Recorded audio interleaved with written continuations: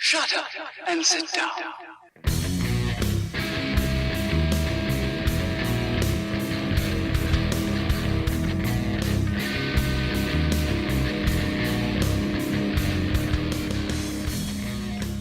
Hello and welcome to the first episode of the Undercard Smarks podcast, post WrestleMania 33.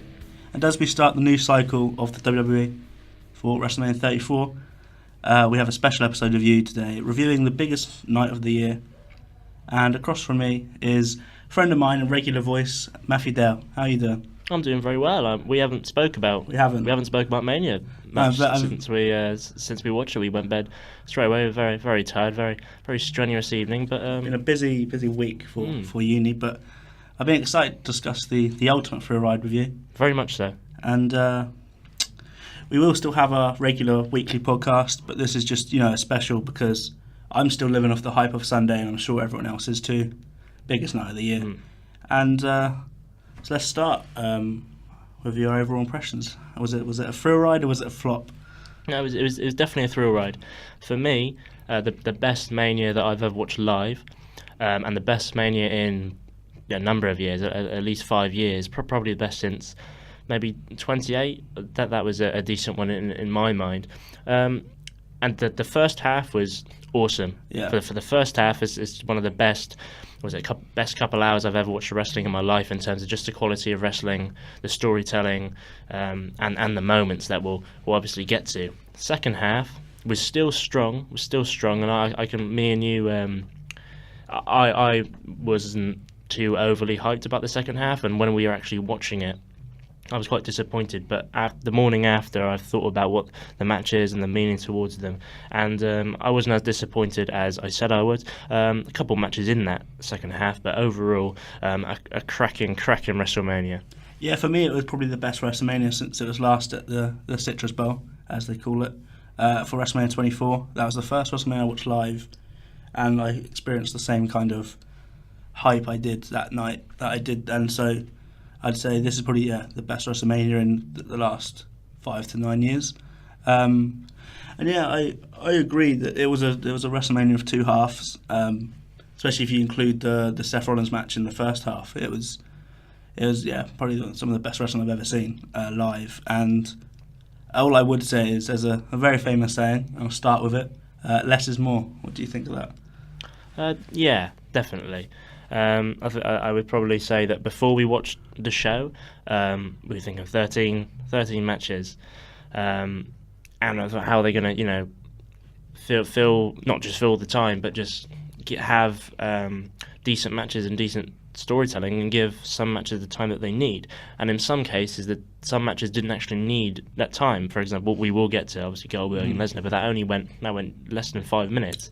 And to be fair, it was jam-packed, and all it did need was 5 minutes. Some matches probably needed a bit more time, but in most cases, the matches got the crowd reaction and the time it needed. Yeah, like you said, we had 13 matches, 10 on the main card, and it's not bad for WrestleMania. You expect a lot of matches, but like you said, some had a lot more time. And when you're watching it, you kind of don't realise. But I think by the third match, we was an hour and a half in. Yeah. But the first two matches were so good, this didn't really matter. But at the end of the night, it was an hour 10, I think we ran over by. And by this point, you're kind of a bit, when the Undertaker match, I was a bit underwhelmed when it all happened at the end. So it was expected to overrun, just like last year. But it does take, as we watch Raw, SmackDown, and other stuff every week. But watching all of that at one time, it does take out of you. Yeah, it really does. I saw Americans complaining that it went 10 minutes past midnight or whatever, but we were up until 5:30, and still worth it. It was definitely worth it when you're off like 3 hours sleep the night before, but it was just so good, it kept me pumping. So we'll start off we'll start off by saying I got every prediction right on the main card, apart from the surprise, which you wouldn't risk predicting that. No. So I'm your WrestleMania champion for the year, but we'll start off with the pre-show where we got everything wrong. But it was a nice start with Neville against Austin Aries. Neville picking up the victory as expected on a pre-show. What did you think of this? Got the time it needed. I think it ran for nearly 15 minutes. I was a bit annoyed there was actually ad breaks during the pre-show, and I thought it's Mania, it's on the network, not just on the network, on all forms of social media, but it still had ads, which was a bit disappointing, especially for the caliber of match. But yeah, it was a really good match. It was I had high expectations, even higher, because I did think it was going to be on the main card, and it actually ended up to be on the pre-show, which was disappointing. But they had to work with it, and they didn't. They probably did seem bitter, and as a result, they really tried their very best to tear the house down, even though it was the first match. Enjoyable and predictable finish with sort of gouged Aries' eyes to pick up the win. But that's his character. That's the nature of him, and I was satisfied with that, even though it was on the pre-show. Yeah, I think if this was on the main card, it would have been in that first half, and it would have even boosted how good that first half was. But like you said, we had to deal with it being on the pre-show in front of. It was quite busy though. It was all right attendance at this point, and I'd say it's probably the top 3 technical matches of the night. It was very technical. It was really enjoyable to watch. I honestly think Neville is the best heel at the minute. Like, he's so good. Like, it's just ridiculous. Yeah. Nothing from Aries, but the match was so technical. They was on each other's backs, reversing everything, and it was to start the WrestleMania night. It was a great match, and it was nice that he used the submission at the end, not the red arrow. Yeah, because they kind of built that up to the end, wasn't it? Yeah. And next we had the very anticipated Andre the Giant Memorial Battle Royal, and we had a surprising winner, for some anyway, in Mojo Rawley, and with an interference from Gronk, the New England Patriots footballer. And I know it's the pre-show and you want a bit of excitement, WrestleMania moments as they sell, but you've got a ring full of Braun Strowman, Big Show, even Mark Henry was there, and then you've got Mojo Rawley's not a small guy, but they've got out the monster in Braun Strowman, and it was after that it was a bit kind of more of a joke than a surprise that Mojo was going to win. So, there wasn't one particular person that eliminated Strowman. It was a load of people, wasn't it? Yeah. I was just really. I didn't think there'd be a shock factor to the pre-show, but it was more of a WTF, to be honest, than a proper shocking WrestleMania moment. I didn't even know the guy was. I said to you, I thought he was a baseball player, and I was wrong. Just a bit odd. It was odd that that Mojo won. It was even probably more of a shock that he eliminated Jinder Mahal at the end. Yeah, I think that was the most annoying thing for me, because then next week, then the following Raw, he used it in a thing with Kurt Angle, but I feel like he was only left because he would be the kind of guy that would get beat up by an American footballer, so they kind of needed someone like that. I mean, you wouldn't see Sami Zayn have that happen too. So for literally that's the only reason he was last. I wouldn't even put him in the match. So yeah, well, as it was going on, we were wondering, but yeah, for that moment, you are probably right. But also a shock that I think it was Titus that eliminated Sami Zayn. Yeah. Which again is just fair enough. The big guys though, I guess, and what's his face from Sanity? He just went really oddly, didn't he? Yeah. What was he called in? Big Damo. Big Damo, and or just around the indie scene, I think. Yeah. But it was fair enough. The idea, like I said last week, the idea of this Memorial Battle Royal is to present the future, and it depends if he's come up from NXT in the last year, and I wouldn't be all for him having a push. I think with him, the way he's presented at the moment, I don't think anyone would be able to take him very seriously. But fair enough. I think would have been nice if Sami Zayn or Braun Strowman won it, especially with what Strowman did on Raw. Exactly. But I think because what happened on Raw, Strowman didn't need it, I guess. So luckily, he wasn't buried at this point. But yeah, like you said, I don't think Mojo Rawley can ever be taken seriously after being in the Hype Bros. And we've got 2 new additions on SmackDown, with more coming next week potentially. And Mojo's not the guy to have the push at the minute. We want to see someone else get it. But I think they will build on it for a couple of weeks or whatever. They built on it for nearly a year with Baron Corbin, so we'll see where that goes anyway. And to finish the pre-show, surprisingly, this was a big surprise rather, the IC match, Baron Corbin and Dean Ambrose. Well, I don't think it was actually confirmed that it was going to be on the pre-show. I had the impression that it was just going to be two shows, two matches on the pre-show, because the women had, or people had, had their grievances on social media, and that six-pack challenge was moved to the main card, which I think was probably a decent decision. But maybe they decided that the IC title hadn't had that much hype. Maybe since that forklift incident, it could have really sustained at that, or even taken a step in the right direction. But it sort of petered out, and maybe it was worth the pre-show in the end. Yeah, I think they didn't do it. Like, if the Miz was in this picture, then obviously it'd be on the pre-show. But yeah, I don't think it had the right build to it. And I thought if this was on the main show, it could prove everyone wrong and have a great match between the two, both talented men. Then I was proved wrong on SmackDown this week as well. So I think for now they need to reinvent the IC match, give it to a new champion, take both out of the picture or something, and just reinvent it again with like the Miz did. And Dean Ambrose picked up the win on there with was he reversed the end of days? I honestly can't even remember. I'm not sure. I was getting some potato wedges at the time. Yeah, see, that's what we were just doing things. We wouldn't even really. Shouldn't really be saying that, to be honest, because we're analysing that. Yeah, but it was a slim. No one was into it or anything, and Dean Ambrose picking up the victory as you would on a pre-show. But he won't be holding it for very long, I don't think. Not anymore. No, I think there's a few more guys in that picture now. And then finally, we had a nice start to WrestleMania. Pyro, a lovely stage. It's probably one of the best stages I've ever seen. Very nice, very nice. And we were presented with the New Day. They're the hosts this year, saying their things. And then we started off with probably, surprisingly, a lot of surprises so far. Surprisingly, the best match of the night between AJ Styles and Shane McMahon.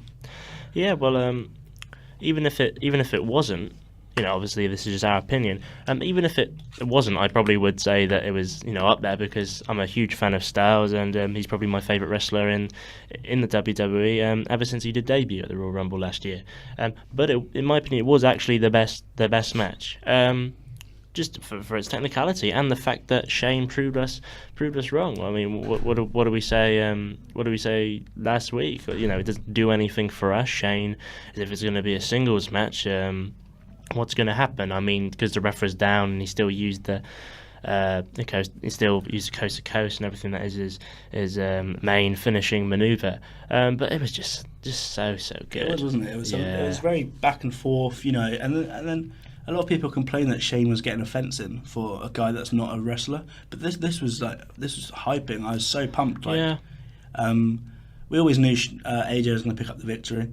He did it with the Phenomenal Forearm, didn't he? Not the Styles Clash. Phenomenal Forearm. And there's a great moment where I think Shane had him in an armbar or a triangle choke, and then it was straight into it's like a one leg or arm hooked Styles Clash. Yeah. So it gave. People say that Shane isn't a proper wrestler, so it gave him sort of a case to actually kick out of that, and I thought that was great. The kick out was really good at that point, because then they went for another 5 minutes at this point. I would agree. I think the first few matches had a point of argument to be the best match, but this was, for me, top two. I wouldn't say best. Now I've given it some thought, right? But it was. It opened the show amazing. We were so hyped. AJ Styles opening WrestleMania is exactly what we wanted. And taking away nothing from Shane, he still has it for a 47-year-old. Oh yeah, and just you need to think about it. Shane's been in the ring with a lot of people. There's some memorable matches. Kurt Angle, and maybe last year as well with the Undertaker, and against his Vince at WrestleMania 17. So he's been in these matches. So it is a good case for him to be involved with that match. And had my doubts about it being the first match, but it really set the bar really, really high, and that's what people wanted. Definitely. And it really set the bar for that, like you said, that amazing first half of the show. Yeah, it definitely set the bar. It just shocked everybody being so good, and I think we could say this is Shane's best performance ever. It's one we won't forget in a long time anyway. And AJ Styles being AJ Styles. Yeah. he's always fantastic. Just to compare it to last year's match with Chris Jericho, very underrated in my opinion, and that set the bar really high, I think, with the IC match that started as well. And moving on, a man that was in that match last year was Kevin Owens, this year going for a different title, Chris Jericho's United States Championship, and for me this was the best match of the night. Kevin Owens picking up the victory with a pop-up powerbomb on the apron before rolling him in and getting the free count. And for me, it was just so good because there was the storytelling beforehand. You know, we said it went a bit stale, but then that night, it just all came back up. There was a lot of emotion, aggression, and they were just back and forth.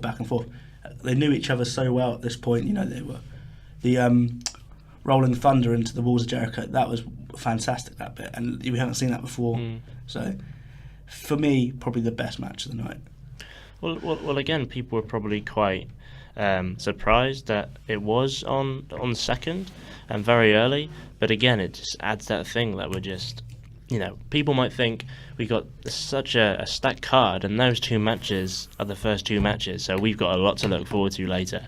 And it, you know, it got pretty much the time it needed, and it really did live up to the build.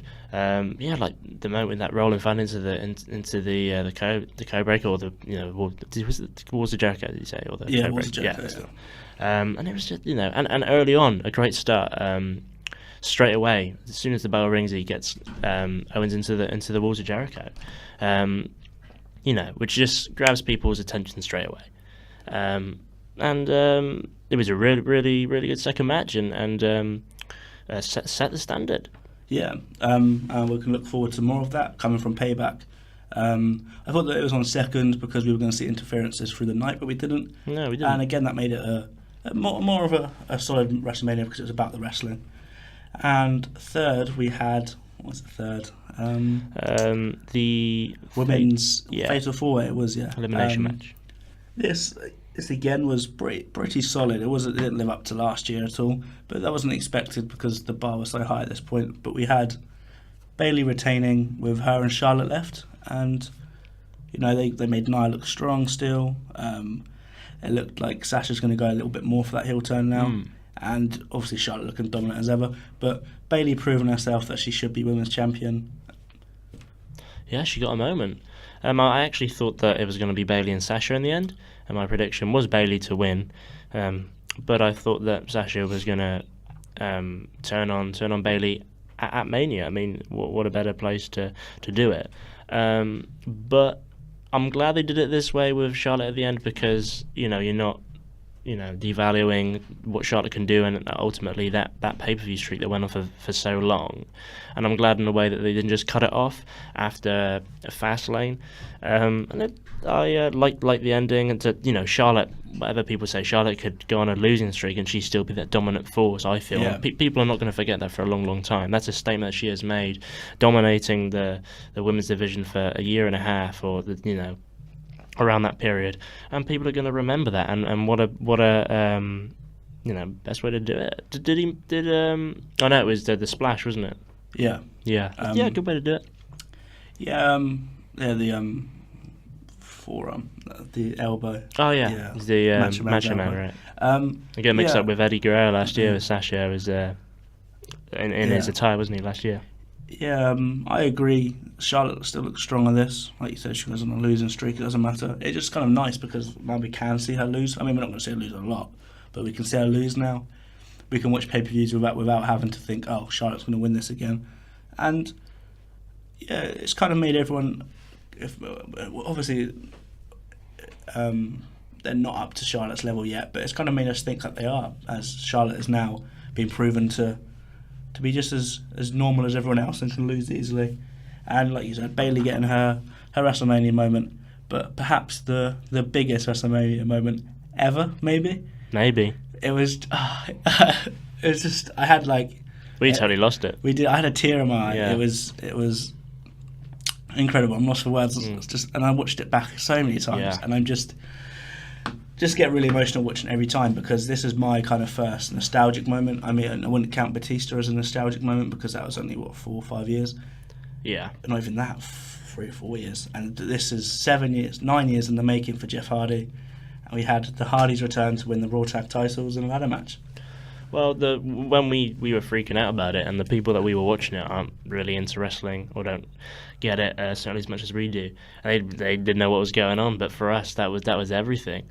It would have been a nice touch if the New Day were in the match anyway. Yeah. But as soon as the delete chants erupted around the Citrus Bowl, we thought maybe, Yeah. and then they took a step forward. The New Day took a step back, and when that music hit, it was just brilliant. Yeah, I remember saying to you, imagine if we hear, and then it just happened. It was And not to take anything away from Matt, he's really reinvented himself, and they're not going to use that broken gimmick. But for now, anyway. We're still familiar with it. But for Jeff, like you said, 9 years, he was probably in my top 5, really, to be honest. I know you're a huge fan of his, and quite rightly, and he makes moments. And like we said the other week, like when he was the champ, he was nearly as popular as like Cena. With the kids as well, and probably with merchandise sales, and he had pretty much everything. He wasn't too bad on the mic either. So for us to just relive all of this, and not just then, but from Raw and hopefully onwards. Yeah, I agree. He's very underrated until they made documentaries looking back at him about how, like you say, he was great on the mic. He always worked great with Matt. And I just realised when I said 9 years, I think that was the last time the Hardys were together. It was, I think, been about 8 years since Jeff's been back. He lost that steel cage against CM Punk in 2009. Yeah.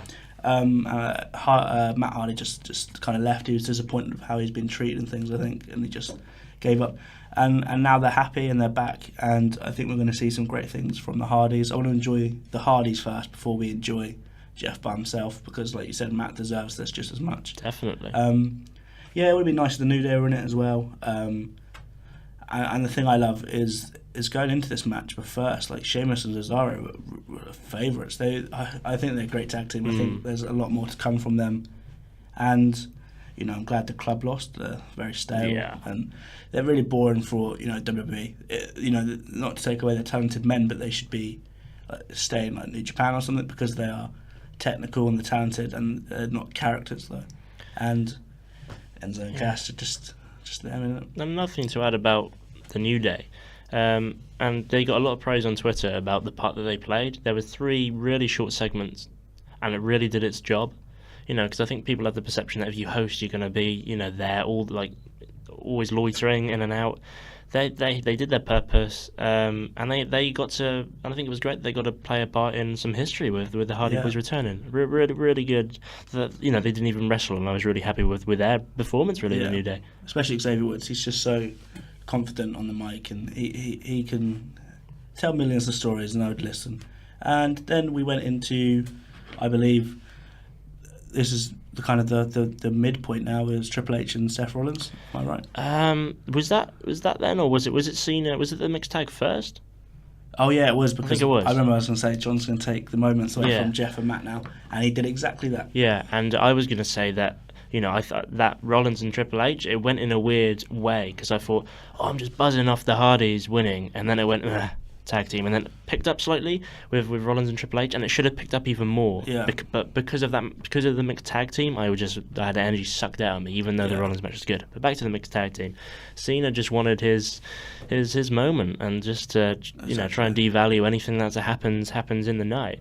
I don't really have too much to say on this, but I would say that the fact that they sacrificed the whole match just for the moment after the match is terrible to see, in my opinion. The fact they went for 9 minutes and Maurice really didn't do anything. Although the Miz looked very strong and like at the start, and then Cena comes in and AAs him, and that's it. Yeah. To sacrifice that match and the quality of a match for a proposal, isn't great in my books anyway. I agree. If they were going to do the proposal, they should have fought someone else, like bring back someone Nikki's had a rivalry with in the past, and not make it about Total Divas. But that's exactly what this match was. It was about Total Divas, and let the Maurice and Nikki beef, as they would say, continue, so they can show it on camera for that TV show.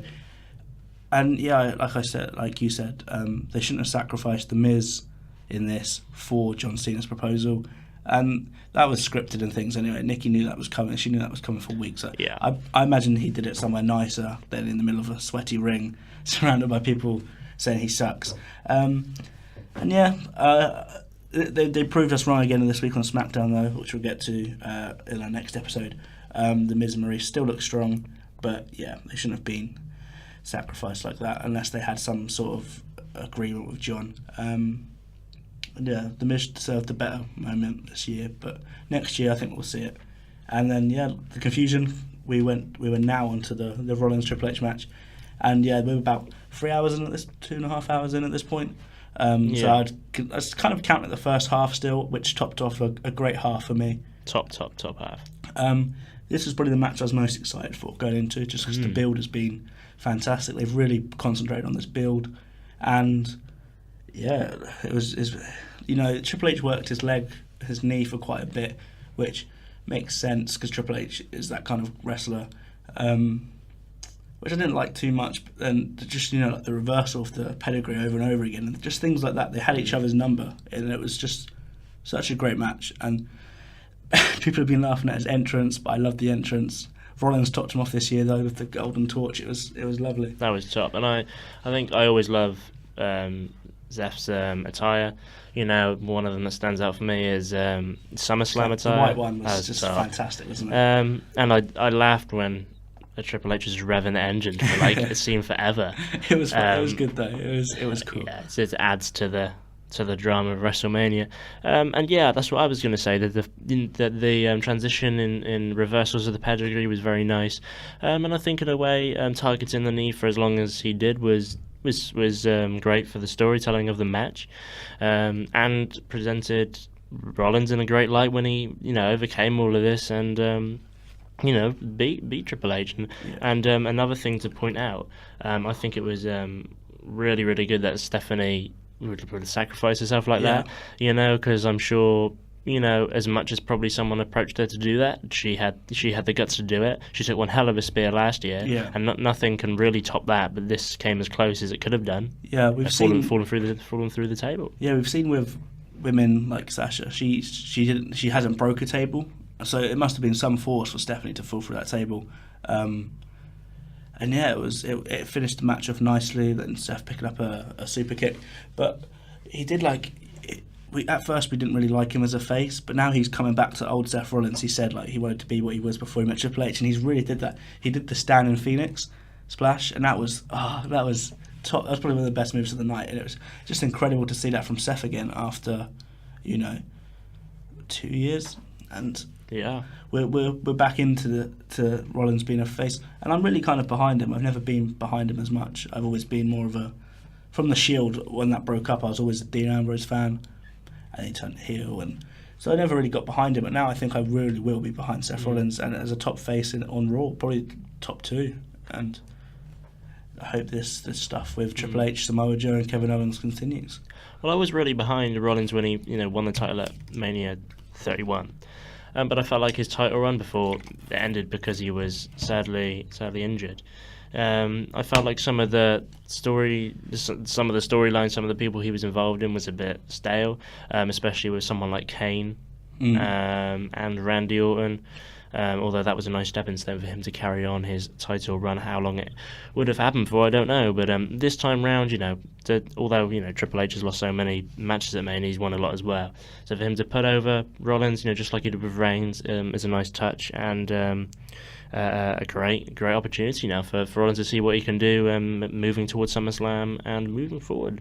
Yeah, it'd be nice to see him into the title picture, but I don't think that's going to happen just quite yet. I think they're going to do things with Samoa Joe first, as the title picture seems very clear at the minute. We'll get to that the match after, but this match next was the WWE Championship match between Bray Wyatt and Randy Orton, and for me this match was so disappointing. We said for weeks they've taken it in the wrong direction with all the Sister Abigail stuff, and again they proved it on the grandest stage of them all that they just completely messed it up, and it should have been about the wrestling and not all this mystic, magical stuff. Yeah, worst match of the night for me. That's not to say it was bad. I mean, all the other matches were of a great quality, I feel. But this really just didn't do anything for me. One of the reasons is probably because in the back of my mind, I had a feeling that Orton was gonna win, the title. Yeah, it just didn't work. For some people, when the maggots appeared and the cockroaches, which for some people would be a nice touch for the drama and the whole of special effects of that WrestleMania gives to people, but in a wrestling match, like, nah. Yeah, at the time it was quite like we're so pumped at this point. That was just kind of a bit funny, and it worked at the time. But when I watched it again, it was just a bit like, it's like, what is happening? Like, yeah, it's so silly. It adds all that, like, all the Sister Abigail stuff again. With all the like they've said, like when he was baptizing himself, he said this all and when Orton burned down the compound, he says this was where Sister Abigail remains of all the maggots and the cockroach. I think if they just burnt the compound down and he wasn't talking about Sister Abigail, this would have went fantastic. But then the script writing there was so bad. Randy can't do anything. He's the most boring guy on SmackDown at the minute, and it was completely wrong. And now I'm not happy to see a SmackDown run by Randy Orton as champion. Yeah, for me it just makes no sense. Bray has just been, booked terribly at Mania. He's 0-3 now. And I just think you win it at Chamber. It's not unheard of that someone retains their title at Mania. Cena did it 2 years in a row, both in the main event. And people have done it before. Like, one that springs to mind is Eddie Guerrero beating Kurt Angle. It happens. Yeah. And like, if Randy could have won it the next, something could have happened. I know, he could have won it some other time. Give Bray that moment. Even if it is a 10-minute match, that would mean the world to Bray. Yeah. To take that title out of the Citrus Bowl at WrestleMania. But unfortunately, that didn't happen, which saddened me. Yeah, I think it probably genuinely saddened Bray as well. All this work he's put in over the past year to then, people have been saying this is a thank you for letting Brock beat the shit out of your head, Yeah. But a lot of people are saying that, which does make sense. Wrestling shouldn't work like that. You don't owe people favours and things. It should be about who's current at the minute, who has potential, great character, and that's everything Bray has. And they've ruined the character. I think if he moves to Raw, then that'll be happy, and they can continue this whole reinvention. And then we can see Broken Matt against Bray Wyatt, and it's just things like that. Like, that's the kind of mystical, magical things we want to see, not him rub himself in the remains of his dead sister, Satan thing, whatever. Yeah. And they. Well, he does have the ability to. Bray does have the ability to come back and reinvent himself. He does. Even if it is just in a little touch here and there. Yeah, but we saw that after he lost to Taker and Cena, and he always will be there in the picture somehow. Yeah, but what we saw this week on SmackDown, I'm not confident at the minute. I didn't like that. You are right. Yeah, maybe he just needs to go away for a bit, and... Yeah, maybe. Yeah, I don't know. I think SmackDown know they messed up big time on this as well, but they're still going with it. They can't give up now. They've gone too far. And we'll see where that progresses. And next match was the other big title match. We was all unsure how this would go, but we said it'd be under 5 minutes, and exactly was with Brock beating Goldberg for the first time he's lost clean ever. Yeah. And well, to be fair, the night as it finished, I think I was still seething off the Orton Bray match. So when it did finish to Goldberg Lesnar, I was a bit underwhelmed, but I take that, I revert, what I said that night to you, because we haven't spoke about Mania that much since. Jam-packed with signature moves and finishes. I love the spear into the barricade, which looked great. And, at the start, suplex into a spear, which, again, gives the commentators the opportunity to, build the match as much as it can. And I think it was really, really great. I mean, great in a sense that I had in the back of my mind a few things that I thought would happen. And they all happened, We weren't going to see a lot of a range of a moveset, and no one expected that, and it was what it was. Lesnar was left holding the Universal title, which is fair enough. There was two spots in this match that I liked: the spear through the barricade and the leapfrog Brock did. Like you said, there wasn't going to be any other particular moves here. To mention the first match, Shane did a shooting star press. And we could have saw that from Brock again, but we didn't. Oh, no. And yeah, it was good for what they had given us, but you know, in the back of my mind, it should always be Kevin Owens against Chris Jericho for that match there, and we didn't get that. We got two part-timers instead, and you know, it was good for what it was. Two heavyweights going at it, but I'm not happy because I didn't want that. I didn't want that main event, and yeah. There's not much to say about it really. We're going to see the path of Brock now, and hopefully he's a bit more into it this time than he was last time. If not, I don't think I'll be able to watch Raw much anymore, because you know, a champion has to lead the show, and if he's not there, what's the point of watching it? Well, as we've said, I don't think Lesnar's. I read something on Twitter that Lesnar isn't making another Raw appearance until May 8th. Payback is on April 30th, the first Raw exclusive pay-per-view, first pay-per-view since Mania. That's not to say he might not compete. I mean, he probably won't, because you know, if he's not going to be there since May, you know, there's going to be no build for a match. Exactly. You need him there, especially if he's facing someone like Strowman. But you know, what's going to be that key match if the Universal Championship match is not going to be there? We'll see. Yeah, exactly. I think it's going to go all the way to WrestleMania 34 and onwards from there as well. It's just going to be a bad year for Raw, in my opinion. And next we had for me, this was just filler to put us between that match and the main event. The SmackDown 6-pack match, and yeah, it got moved from the pre-show because it needed filler, in my opinion. Maybe I probably more because you know, fans wanted this match on the main card, you know, women's revolution and everything. But it was a short match, which was obviously expected. We've seen this before, women's matches, you know, between a great match and the main event, sort of in the middle. And it was filled with a number of spots, really, in a really short match. The only thing I would probably say is I didn't really appreciate. I mean, I love the fact that Naomi picked up the title, especially in her home state. But submitting Alexa, I'm not really sure, because with the character Alexa it gives her more of an opportunity to build that character again and say, I never really lost it, I wasn't pinned. Yeah. Which has happened before and doesn't really get tiring to see, in my opinion. I mean, someone like Natalya. You know, she has a great case to get submitted, you know what I mean? Do you know what I mean? So yeah, that's all I have to say about this one. Yeah, I think I was just so disappointed from this point on the night that this match was just, to me, like I said, filler. And Alexa tapping out was even worse on top of this. And like you said, they probably wanted it because of women's revolution and things. But I think it's got to the point now where we have to understand that you have to clear some matches because some matches are bigger than the others. This match had no build at all. There was nothing there. Daniel Bryan's literally said, whoever's on the roster, go into the ring and do whatever. And, you know, we saw the return of Naomi, which is the only kind of big thing, I guess. But, you know, we had to see Neville sacrifice his match onto the pre-show. And that was, like I said, the top 3 technical matches of the night, probably top 2.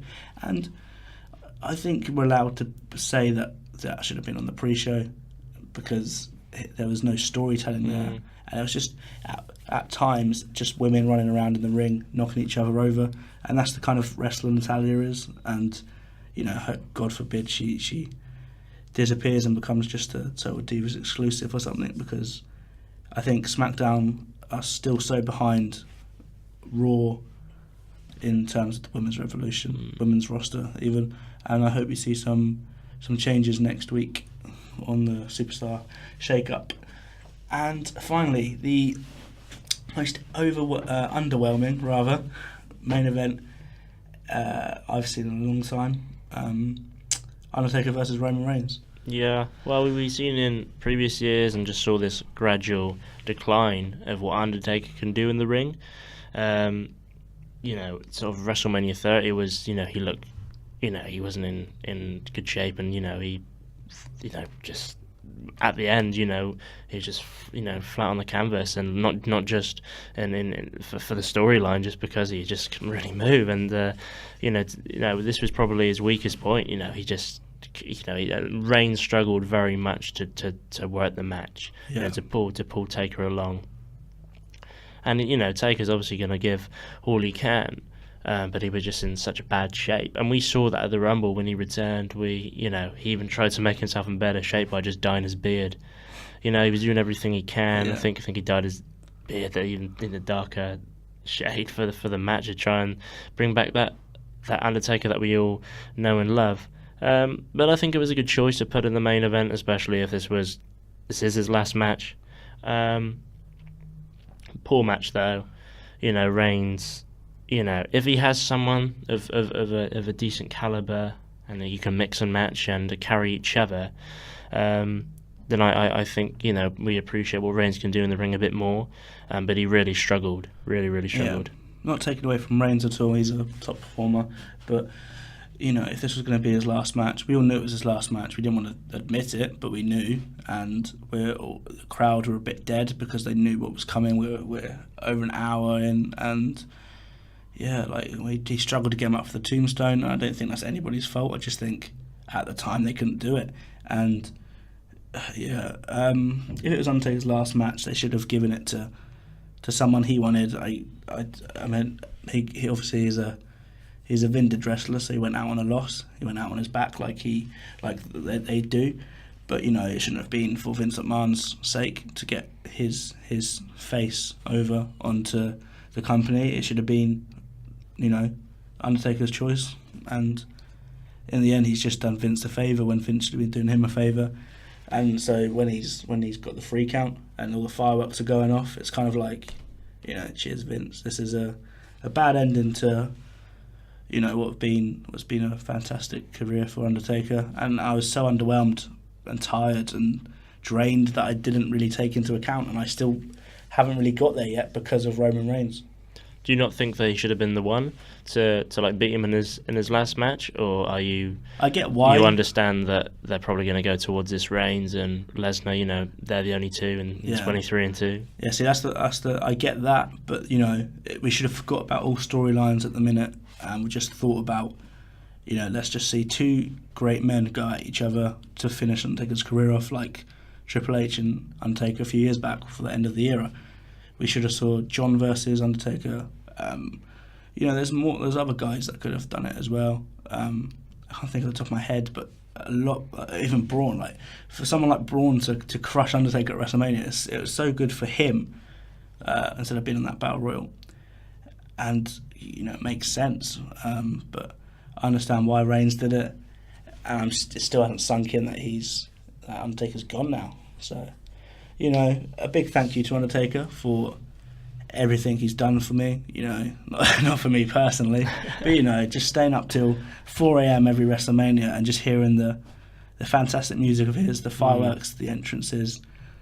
I'd always get a kick seeing him, and I got a kick seeing him for this final time as well. Even after the streak ended, there was still a lot of anticipation for him. Yeah, he is. They call Shawn Michaels Mr. WrestleMania, but he is. You think Undertaker, you think WrestleMania. Exactly. And we always will. Even if this is his last match, and WrestleMania 34 comes around, and we no longer hear that gong, we're still going to think about it nonetheless. I think we'll still see cameos from him and things, but this is his last proper match, I say. And we'll see him in the Hall of Fame next year. And I just hope for my sake that it does kind of sink in that he's gone. Maybe I'll go back and watch that match, because he's always been a main event guy on SmackDown, and a fantastic career. It's probably my favourite match ever. He was part of him versus Shawn Michaels. So that's it. And we'll see what goes on with Reigns from there anyway. And a very emotional ending for a lot of people. Even just the casual fan who will only watch a number of pay-per-views a year, or just WrestleMania, have their WrestleMania party at home. It's something everyone will understand. Yeah. It's kind of the end of what wrestling used to be, and we're heading into that new direction now where silly characters and things. You know, a guy dressed up as a dead man to get so over for 30 years is just incredible. And it's kind of the end of seeing that from now on, you know, apart from like maybe Bray Wyatt. There's no one left on the roster now that has a character quite like that. And that's I think it really is the changing in the times, not just in that match with Reigns going over, but like you said, around that time there were a lot of just random characters, and a lot of, during the Attitude Era, that was one of the reasons why WCW was the superior company for a while, because they didn't have those type of gimmicks, and it just worked for Undertaker, and one of the last guys really from the Attitude Era. Really, I know Triple H is there. Yeah, he's part time, and John Cena's hit part time now. So it's really the changing of times to finish that WrestleMania. There's only Randy Orton left, and he was young when he came up. He was 23, so we still have him for a few years. But yeah, that's kind of the end of our start of wrestling. That's kind of it now. That's it. And yeah, I can look back on this in a few weeks' time, I think, and it'll probably hit me a lot more than it did at the night, just because, like I said, it was so tiring at this point that, I know it's on the network and Vince can kind of do what he wants now. He can make it run for as long as he wants, but as I started the show with, I'll finish with it. Less is more, and I hope next WrestleMania we see good builds, good storylines, and a better WrestleMania. Not a better WrestleMania. Oh yeah, you want to say better WrestleMania every year, but, that first half, that should have been the calibre of wrestling for the whole night, and it didn't. But a huge shout out to Styles and Owens for making it a fantastic night, and a pleasure as always to see the Hardys. And Mojo Rawley. And Mojo Rawley for making it a big night. People got to see that for free. They did. They got to see Mojo Rawley for free. But, overall a fantastic Mania. A Mania of two halves. And we'll say WrestleMania 33 Part 1 was one of the best WrestleManias I've ever seen. So that is that. We will sign off. We will still have our weekly episode coming up. It'll be uploaded on the same day, I believe. Correct. And we will plug everything at the end of the next episode. Actually, we'll do it now. Follow us at TUS Wrestling. And Matt, thank you, Matt, for joining us, by the way. Thank you very much. Yeah, follow me on Twitter at MattDale97. And me at TUS Bradley. We have been the Undercast Marks, and thank you for listening to this special.